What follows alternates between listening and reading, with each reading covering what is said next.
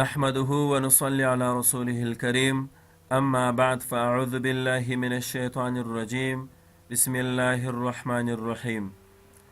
د تجوید زده کړې یوټیوب چینل دوستانو، السلام علیکم ورحمة الله وبرکاته. هیله ده چې جوړ او روغ به یاست. دوستانو، د مخارجو درس ته ادامه ورکوو. مخکنی درس مو لومړی مخرج جوپیدهن و، نننی درس مو دوهم مخرج اقصای حلق دی. حلق دوی نوری برخی لري، وسط حلق او ادنای حلق. دا به پر روانو درسونو کې وایو، خو نننی درس مو اقصای حلق دی. اقصای حلق د حلق هغه حصه ده کوم چې د ځیګر خواته نږدې ده، همزه او ها ورڅخه ادا کیږي.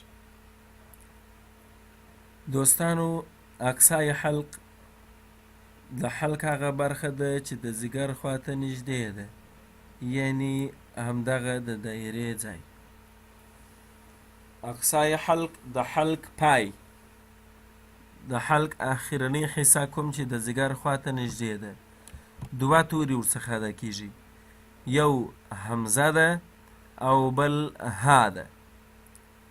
ها خو دوستانو پیژنئ، دغه دوه سترګې ها چې موږ ورته وایو، یا کوچنی ها ورته وایو، دغه ها ورڅخه ادا کیږي. او بل همزه ده. همزه دغه یو خو الف مده و، د هغه بحث خو وسو.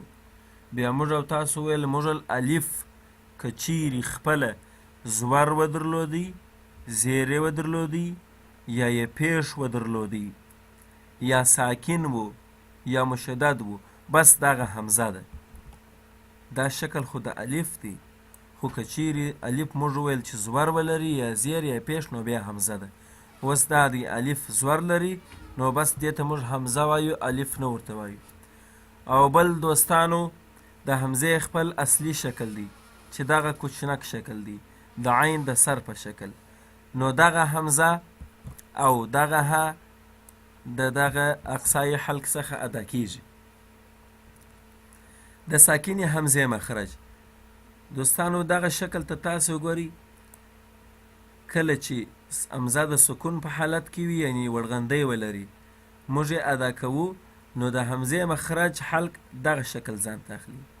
د متحرکې همزې مخرج، کله چې همزه متحرکه وي، لکه دغه همزه زور زیر یا پیش ولري، نو بیا د همزې مخرج چې حلق دی دغه شکل ځان ته اخلي، دا شکل.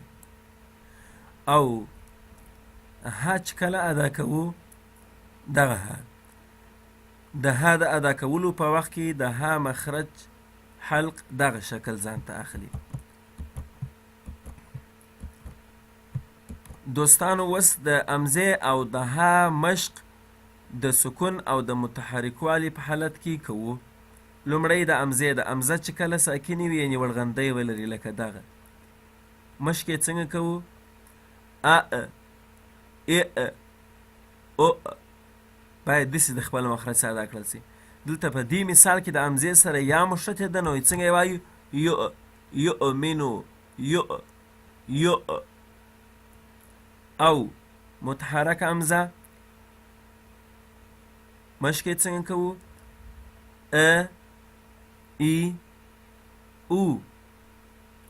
مثلا په دې کلمه کې اک ا، ګورئ دوستانو، ا ای او، دا د متحرکوالي حالت دی. په لفظ کې چې راغلی په کلمه کې اکرمه، اک.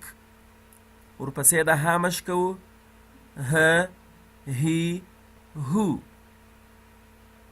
د متحرکوالي حالت و. اوس د سکون حالت،